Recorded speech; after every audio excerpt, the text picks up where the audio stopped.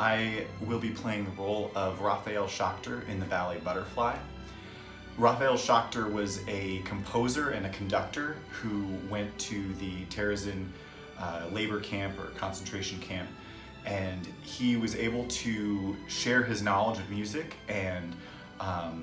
bring choirs to both the men's and women's side of the camp, and eventually even set the entire Verdi's Requiem without any sheet music, just from memory. I'm going to be playing the part of Irma Lester in the ballet Butterfly, and she is one of the teachers in the Terezin concentration camp, and there's kind of a group of people that are organized who really want to invest in the kids' education and art. One of the cool stories pulled out by my particular character is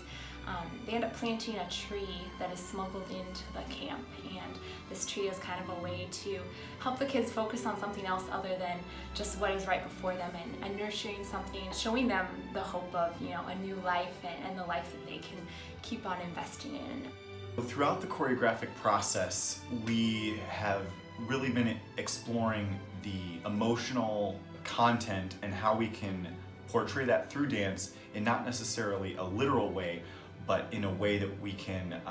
expose sort of the inner turmoil that may have been taking place inside of all these characters in such horrific circumstances. I know earlier on we kind of just played with a lot of concepts of what it would feel like to be in some of these different states. To be honest, those are like really hard concepts to allow yourself to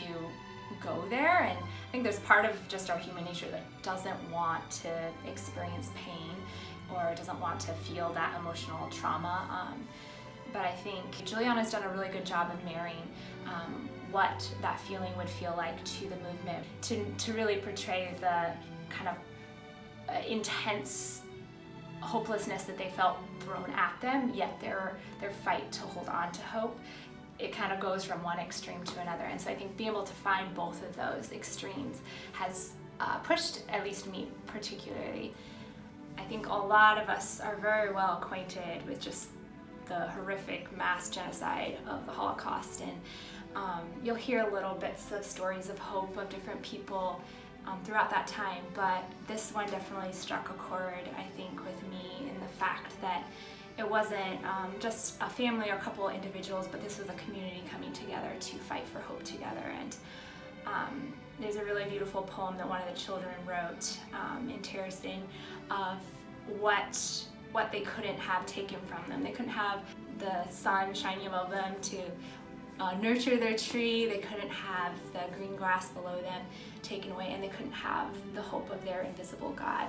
And I think just reading that, and even some of the moments in the ballet where I really see the moments of hope portrayed, like, it gives me goosebumps just to know that the horrificness of their situation, and yet how strongly they clung on to hope. In honoring the Jewish people of telling their story again, and also just inspiring all of us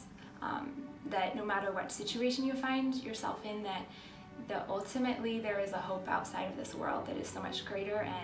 and that just wipes out anything that you might be going through.